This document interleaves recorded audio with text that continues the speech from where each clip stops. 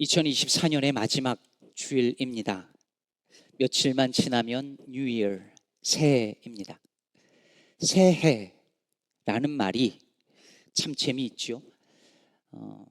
올해의 시간과 내년의 시간이 다르지 않은 시간인데 우리는 그걸 알면서도 내년, 그냥 simply next year라고 부르기만 하는 것이 아니라 New Year, 새해라고 부릅니다.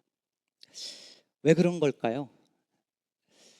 잘 모르겠지만 아마도 뭔가 다음해에는 새로운 좋은 일이 일어나기를 바라는 마음으로 새해라고 부르는 것 아닐까 싶고, 올해는 잘 못했어도 내년에는 새로운 마음으로 새롭게 더 잘해보고 싶은 마음으로 새해라고 부르는 것 아닐까 생각을 해봅니다.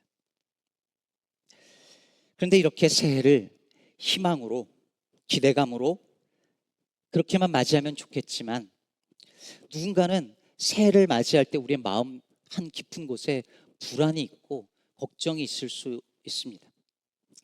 새해 또 어떤 어려운 일이 나를 기다리고 있을까? 라는 불안함이 있어요. 워낙 요즘에 사건 사고가 많다 보니 또 새해에 어떤 안 좋은 소식들이, 뉴스들이 들려올까라고 걱정하기도 합니다. 오늘 윤 집사님 기도하신 것처럼 어제 한국에서 비행기 사고로 수많은 사람들이 또 목숨을 잃었습니다. 안 그래도 한국의 내란 사태로 어지러운 전국에 이런 일이 또 일어나서 정말 마음이 아프고 슬프고 안타까운 마음으로 어젯밤과 오늘 새벽을 맞이했습니다. 이런 일을 겪으며 우리는 새해를 그냥 희망으로만 바라보기 어렵고 새해 또 어떤 일이 있을까 두렵기도 합니다. 오늘 본문에 나오는 야곱의 마음이 그랬을 수도 있어요. 그럼 야곱은 지금 고향으로 돌아가고 있거든요. 형을 속이고 아버지를 속이고 도망쳐 나와서 20년 세월을 혼자 살았어요. 그러다가 가족이 생기고 재산이 늘어나고, 그래서 이제 고향 땅으로 그걸 다 데리고 가는 거예요. 여러분 만약에 그렇게 생각해 보세요. 기분 좋은 일이잖아요. 제가 박사과정 합격하고 한국에 갔는데 그것도 막 축하를 받을 때 생각했어요. 야, 박사 학위 받으면 프랜카드 걸리겠다. 그렇게 금이 환영하면 좋잖아요. 야곱이 그런 것 같은데 고향으로 돌아가는 야곱의 마음이 그렇게 썩 좋아 보이지 않습니다. 여러분, 고향하면 느낌이 어때요? 아무리 타향살이를 오래 했어도요, 고향에 대한 그리움이 마음 한구석에 있어요. 저도 지금도 눈을 감으면 제 고향 제천의 의림지가 눈앞에 착 펼쳐지거든요. 의림지 아시죠? 예, 아직 이 명소를 못 가보신 분이 계십니까? 고향은 그냥 생각하면 좋은 곳이에요. 그래서 김준태라는 시인이 그런 말을 했죠. 고향에선 눈 감고 뛰어도 자빠지거나 넘어질 땐 흙과 풀이 안아준다고. 고향에서 넘어져도 풀이 안아주고 흙이 안아준대요. 근사하죠. 고향은 그런 곳이에요. 그런데 야곱이 지금 고향 땅이 가까워오고 있는데 그 얼굴에 불안함이 드리워져 있어요. 두려움이 있어요. 그 앞에 뭔가가 기다리고 있을지 몰라서 두려워해요. 뭘 두려워하는 거죠? 형 에서와 만나는 걸 두려워하고 있는 거죠. 형을 속이고 도망쳐 나와서 20년 세월을 흘렀어요. 이제는 형의 마음이 이제 좀 누그러졌겠지라고 기대하면서 이제 돌아왔는데, 저기서 형이 군사 400명을 이끌고 오고 있다는 소식을 듣고 두려워하는 거죠. 불안한 거예요. 그래서 자기의 사람들과 가축들과 재산들을 둘로 나눠가지고 1차로 먼저 보내고 2차로 먼저 보내면서 형이 그걸 받고 마음이 좀 누그러지지 않을까 기대한 거죠.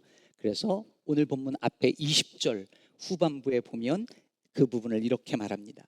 이는 야곱이 말하기를 내가 내 앞에 보내는 예물로 형의 감정을 푼 후에 대면하면 형이 혹시 나를 받아주리라 함이었더라. 결국 야곱이 두려워한 건 뭐냐면 형을 만나는 거예요. 형을 대면하는 게 너무 두려운 거죠. 제가 이 본문으로 예전에 설교했던 걸 기억하시는 분들 계실지 모르겠는데 32장, 33장의 키워드는 face, 얼굴이에요. 그래서 얼굴이라는 단어가 굉장히 많이 나오는 본문이거든요. 지금 야곱이 뭘 두려워하냐면 형 얼굴을 보기가 두려운 거예요. 화가 나 있을, 나를 향하여 죽일 듯이 달려드는 형의 얼굴을 대면하기가 두려운 거죠. 형과 만나는 그 현실을 직면할 자신이 없는 거예요. 사랑하는 여러분, 이게 어쩌면 새해를 맞이하는 우리의 마음인지도 모르겠어요. 새해 좋은 일만 우리에게 기다리고 있으면 기쁨으로 맞이할 수 있죠. 그런데 새해에 어떤 일이 있을지 몰라요. 여러분, 새해가 된다고 해서 2024년에 있었던 문제가 2025년 1월 1일 땡 하는 순간에 사라지는 거 아니잖아요. 여러분이 가지고 있는 지금 질병이 0시 땡 하는 순간에 깨끗이 낫는 거 아니잖아요. 새해에 올해 보았던 사람들 꼴 보기 싫어도 내년에 또 볼 가능성이 많고, 올해 해결되지 않은 문제 내년에 또 그 일 겪어야 되고, 풀지 못한 관계들 내년 된다고 바로 자동으로 풀리는 것 아니잖아요. 대면하고 싶지 않은 문제, 대면하고 싶지 않은 사람들과 일과 관계들이 우리를 기다리고 있어요. 그래서 우리는 두려워요. We might be afraid to face the reality that lies ahead. 근데 여러분, 오늘 본문이요, 우리에게 저 앞에서 우리를 기다리고 있는 어떤 사람들이든 어떤 일이든 어떤 문제든 그거보다 더 시급하게 만나야 될 한 사람이 있다고 말하고 있어요. 이 사람을 만나지 않고서는 그 누구도 진짜 페이스할 수 없고, 그 어떤 문제도 이 사람을 만나기 전까지는 제대로 대면할 수 없다라고 말하고 있습니다. 그게 누굴까요? 나 자신입니다. 오늘 본문 24절은 이렇게 시작합니다. 야곱은 홀로 남았더니 So Jacob was left alone. 지난 20년 동안 형을 속이고 아버지를 속이고 그 힘든 일을 겪으면서 얻은 모든 것들을 다 앞에서 보내버리고 혼자 남았어요. 홀로 남았어요. 근데 이 장면이 얼마나 기가 막혀요, 여러분. 처음 고향을 떠나올 때 그 길바닥에서 돌베개 베고 자던 그 모습 그대로 또 혼자 남았어요. 또 홀로 남았어요. 저는 이 장면에서 늘 상상해요. 혼자 야복강에서 남아있던 야곱은 뭘 했을까요? 거기서 뭘 했을까요? 저는 상상해요. 야복강의 그 강가에 비친 자기 얼굴을 보지 않았을까? 홀로 남아서 그제서야 자기 얼굴을 대면하지 않았을까? 그러면서 도대체 나는 뭘 위해서 이렇게 열심히 살았을까? 도대체 나는 뭘 그렇게 얻으려고 이렇게 아둥바둥 살았을까? 뭘 그렇게 치열하게 살았을까? 왜 그랬을까? 내가 지금까지 한 건 뭘까? 나는 누굴까? 그 강가에 비친 얼굴을, 자기 얼굴을 보면서 생각하지 않았을까요? 저는요, 누군가 저한테 뭘 좋아하냐고 물어보면 잘 대답을 못해요. 목사님, 일식, 중식, 한식 중에 하나만 그냥 고르세요 라고 하면 이거 대답을 잘 못해요. 좋아하는 음식이 뭐냐고 물어도 딱 꼬집어서 얘기를 잘 못하겠어요. 가장 가보고 싶은 나라가 어디냐고 저희 아이들이 가끔 물어보는데 그것도 딱 떠오르지가 않아요. 패스터 말고, 목회 말고 하고 싶은 일 뭐 없냐고 물어보는 분들이 계시거든요. 저 요즘에 가끔 생각해요. 아, 나중에 은퇴하면 뭐 할까? 근데 뭐가 안 떠올라요. 뭘 좋아하는지, 뭘 하고 싶어 하는지 잘 모르겠어요. 남들은 뭘 좋아할까? 이게 관심이 제가 많은 사람인데 정작 저에 대한 관심이 없었다는 생각이 들어요. 근데 여러분, 저만 그런 게 아니라 여기 있는 많은 분들 중에서 특히 여성분들, 어느 시점에서 나이가 들고 어느 지점에 이르렀을 때, 야곱처럼 혼자 남았을 때에 나를 대면하고 보니까 내가 뭘 좋아하는지, 내가 누구인지 잘 모르겠는 거예요. 많이들 그러시겠지만 이 캘린더나 수첩에다가 오늘 할 일, 내일 할 일, 이번 달 할 일 뭐 적어 놓잖아요. 만날 사람들 적어 놓고 벌써 내년 1월 캘린더가 채워지고 있잖아요. 근데 어느 책에 보니까 어떤 사람이 자기 수첩에다가 몇 날 며칠을 가끔 가다가 거기다가 중요 만남 이렇게 써놓고 그날은 오롯이 자기랑만 만나는 시간을 갖는데요. 이날은 어떤 약속도 잡지 않고 누구도 만나지 않고 누구가 만나자고 해도 만나지 않고 오롯이 나를 만나는 시간으로 삼고 중요 만남 이렇게 써놓는다는 거죠. 여러분 생각해 보세요. 나를 만나는 것만큼 중요한 일이 없는데 우리는 나보다 남과 다른 것을 만나는 일을 더 중요하게 여기면서 살아왔어요. 정신의학 전문의인 정혜신 선생은 평생 꼭 한 번 만나야 되는 단 한 사람이 누구냐고 묻는다면 나 자신이라고 말하겠다고 얘기해요. 그러면서 죽기 전에 나 자신과 조우하는 경험을 한 번이라도 할 수 있다면, 제대로 할 수 있다면 그것은 유일무이한 황홀한 축복일 것이라고 말합니다. 그만큼 우리 중에 나 자신과 제대로 만나는 일을 하는 사람은 그다지 많지 않다는 거예요. 평생 한 번도. 그래서요, 여러분, 저는 오늘 이 본문에서 하나님이 야곱에게 물으셨던 그 질문이 기가 막히다고 생각해요.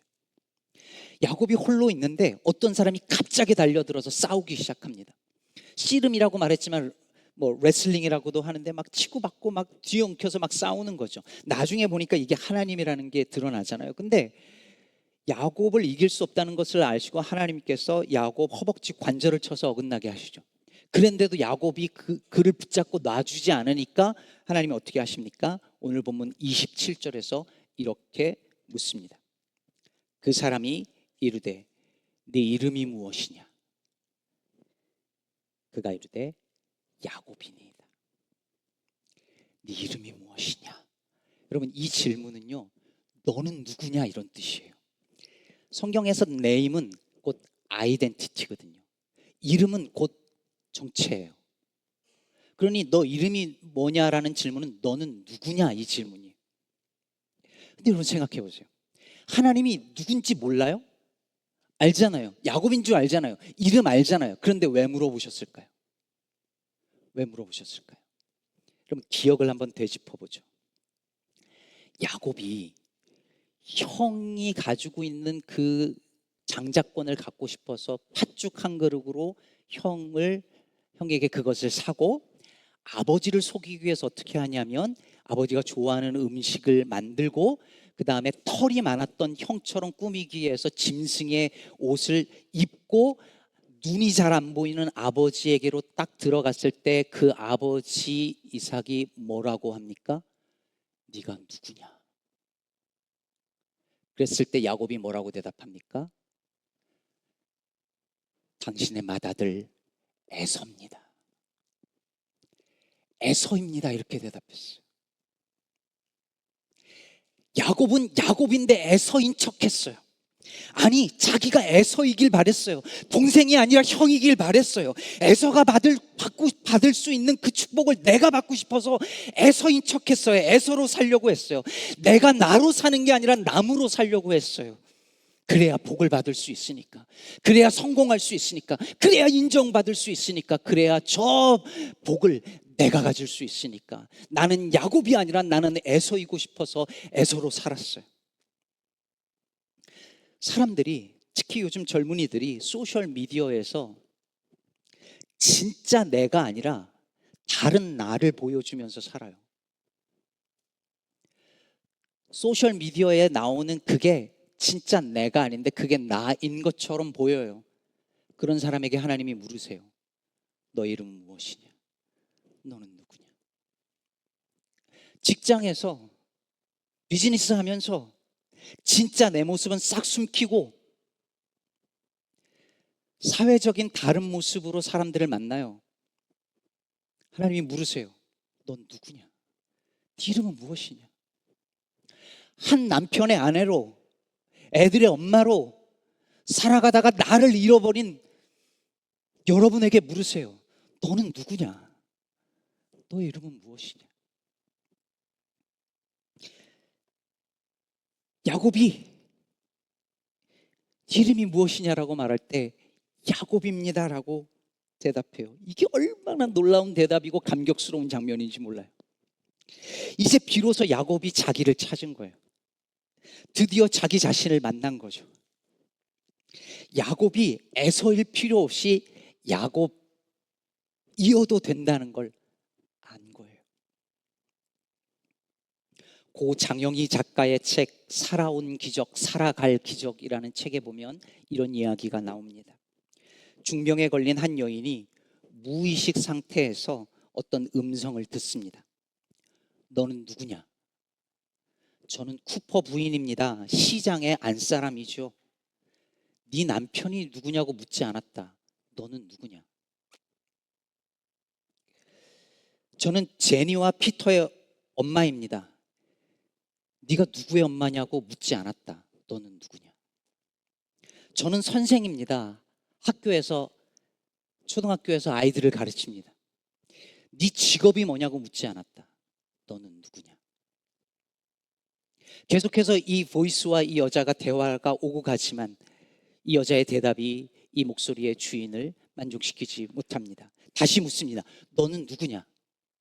저는 기독교인입니다. 네 종교가 뭔지 묻지 않았다. 너는 누구냐? 저는 매일 교회에 다녔고 남편을 잘 내조했고 열심히 학생들을 가르쳤습니다. 나는 네가 무엇을 했느냐고 묻지 않았다. 너는 누구냐? 결국 여자는 시험에 실패한 것처럼 보였습니다. 왜냐하면 다시 세상으로 보내어졌으니까요. 병이 나은 이 여자의 이후의 라이프는 많이 달라졌답니다. 사랑하는 여러분, 오늘 야곱이 강 건너편으로 건너가기 전에 홀로 남아서 네 이름은 무엇이냐? 너는 누구냐라는 질문 앞에 섰던 것처럼 우리는 2024년이라는 한 해의 끝에 2025년으로 넘어가기 전에 서서 이 질문을 들어야 합니다. 그리고 우리의 인생이 끝나는 그날에 요단강 앞에서 주님께서 우리를 향하여 물으시는 이 질문 앞에 서게 될 것입니다. 너는 누구냐? 어쩌면 이것은 너는 너로 살았느냐? 라는 물음일지도 모릅니다. 혹시 내가 아닌 썸바리가 되려고 애쓴 건 아닌지, 남들이 다 그렇게 사니까 남들처럼 살려고 했던 건 아닌지,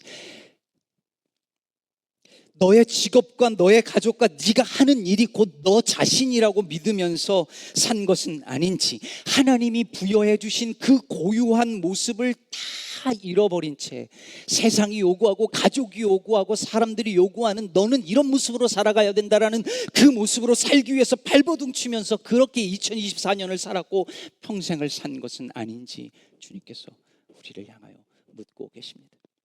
저는 오늘 야곱이 네 이름이 무엇이냐고 물을 때 야곱입니다 라고 대답하는 장면에서 위로를 받습니다. 저 에서예요 라고 대답했던 야곱이, 그러면서 에서의 삶을 디자이어 했던, 욕망했던 야곱이 이제 야곱으로 돌아옵니다. 야곱이어도 괜찮다는 거예요. 내가 얼마나 잘난 사람인지, 내가 얼마나 능력 있는 사람인지 증명하지 않아도, 내가 직장에서 성공하는 모습을 보여주지 못한다 할지라도, 학교에서 다 올 A 맞고 성적으로 증명해내지 않아도, 내가 괜찮은 사람인 것처럼 보여주지 않아도, 좀 못나도 그 못난 모습대로 괜찮다는 거예요. 제가 목사로 살면서 설교도 잘하고 목회 좀 더 잘하고 교회 부흥시키고 그럴 수 있는 탁월한 목사로 보여주지 않아도 손태환이라는 사람으로 너 괜찮다고 주께서 말씀해 주시는 것 같아 위로가 됩니다. 애서인 척, 내가 아닌 썸바리인 것처럼 척하며 살지 않아도 괜찮다 말씀해 주십니다. 올 한 해 여러분 어떻게 사셨나요? 계획했던 것들 이루셨나요? 아니면 성취하지 못하고 실패하셨나요? 올해 내 모습이, 올해에 지나온 내 모습이 내가 마음에 들든 안 들든 상관없이 주님 앞에 홀로 정직하게 선다면 주님은 괜찮다, 너로 충분하다 말씀해 주시리라 믿습니다. 말씀 맺겠습니다. 황동규 시인이 버클리 대학에서 방문 교수로 왔을 때에 차도 없이 방 안에서 너무너무 거의 갇혀 지내다시피 한 적이 있었는데, 그때 진짜 너무 외로웠었나 봅니다. 뼈저리게 외로웠대요. 근데 어떤 계기로 인해서 그 외로움이 더 이상 외로움이 아니게 되는 순간을 경험했답니다. 혼자 있는데 외로운데 이제 더 이상 외롭지 않게 된 이 경험을 시인은 달라요. 시인은 이 순간을 뭐라고 표현했냐면 외로움이 환해지는 순간이라고 표현했어요. 근데 요거를 말할 단어가 없는 거야. 외로움이라고 말하기에는 이미 외로움이 환해졌어. 고독과도 달라요. 그래서 이 시인이 새로운 말을 만들어냅니다.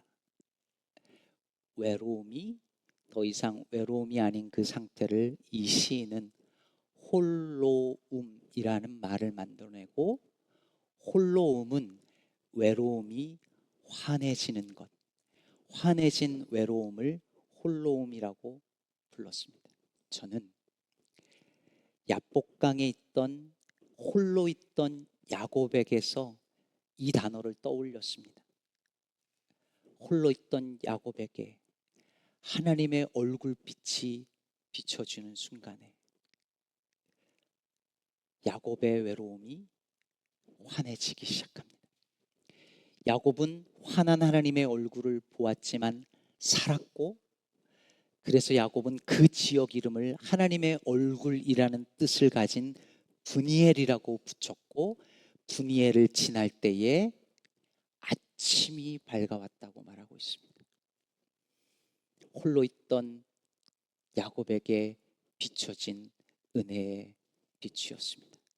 사랑하는 여러분, 한 해 동안 얼마나 열심히 사셨습니까? 애쓰셨습니다. 결과가 어떠하든 간에 상관없이 오늘 이 시간, 아니면 남은 이틀 동안, 아니면 새해 어느 날이라도 주님 앞에 정직하게 홀로 서시기 바랍니다.